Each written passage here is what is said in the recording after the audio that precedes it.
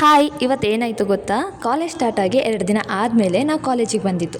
Classes ಎಲ್ಲ ಮುಗಿದ್ಮೇಲೆ ಏನು ಮಾಡೋದು ಅಂತ ಯೋಚನೆ ಮಾಡ್ತಿರ್ಬೇಕಾದ್ರೆ ನಮ್ಮ ಕಣ್ಣಿಗೆ ಬಿದ್ದಿದ್ದು ಬೀಕನಹಳ್ಳಿ ದೇವಸ್ಥಾನದಲ್ಲಿ ವಿಶೇಷ ಪೂಜೆ ಇದೆ ಅನ್ನೋ ಬ್ಯಾನರ್. ಅದನ್ನು ನೋಡಿದ ಮೇಲೆ ಮನಸಾರು ತಾಳತ್ತಾ? ಆಗಿದ್ದಾಗಲಿ ಹೋಗಿ ಬರೋಣ ಅಂತ ಹೇಳ್ಕೊಂಡು ನಾನು ನನ್ನ ಫ್ರೆಂಡು ರೆಡಿ ಆದ್ವಿ. ಹಾಗಂತ ಹೊರಟ ಮೇಲೆ ಗೊತ್ತಾಯಿತು ನಮಗೆ ಅದು AIT ಸರ್ಕಲಿಂದ ತುಂಬ ದೂರ ಇದೆ ಅಂತ. ಇವಾಗ ಏನು ಮಾಡೋದಪ್ಪ ಅಂತ ಯೋಚನೆ ಮಾಡ್ತಿರೋ ಟೈಮಿಗೆ ಸರಿಯಾಗಿ ನನ್ನ ಫ್ರೆಂಡ್ಸು ಅವ್ರ ಎಕ್ಸ್ಪ್ರೆಸ್ ಗಾಡೀಲಿ ಬಂದರು. ಆಮೇಲೆ ಅವ್ರ ಹತ್ರ ಆ ಎಕ್ಸ್ಪ್ರೆಸ್ ಗಾಡಿನ ಇಸ್ಕೊಳ್ಳಿಕ್ಕೋಸ್ಕರ ರಿಕ್ವೆಸ್ಟ್ ಮಾಡಿ ಆ ಗಾಡಿ ಇಸ್ಕೊಂಡು ನಾವು ಅಲ್ಲಿಂದ ಬೀಕನಹಳ್ಳಿ ದೇವಸ್ಥಾನಕ್ಕೆ ಹೊರಡಬೇಕಾದ್ರೆ ಗೂಗಲ್ ಮ್ಯಾಪ್ ಹಾಕ್ಕೊಂಡು ಅದೇ ದಾರೀಲಿ ಸರಿಯಾಗಿ ಹೋಗ್ತಾ ಇದ್ವಿ. ಆ ಗೂಗಲ್ ಮ್ಯಾಪನ್ನು ಏನಂತ ನಂಬಿದ್ವೋ ಏನೋ ಗೊತ್ತಿಲ್ಲ, ನಾವು ಎಲ್ಲಿ ಹೊರಟೋ ಆ ಪ್ಲೇಸಿಗೆ ರಿಟರ್ನ್ ಆಗಿ ಬಂದು ನಿಂತ್ಕೊಂಡ್ವಿ. ಆಮೇಲೆ ಗೊತ್ತಾಯಿತು ನಾವು ಬಂದಿರೋ ದಾರಿ ತಪ್ಪಾಗಿದೆ ಅಂತ.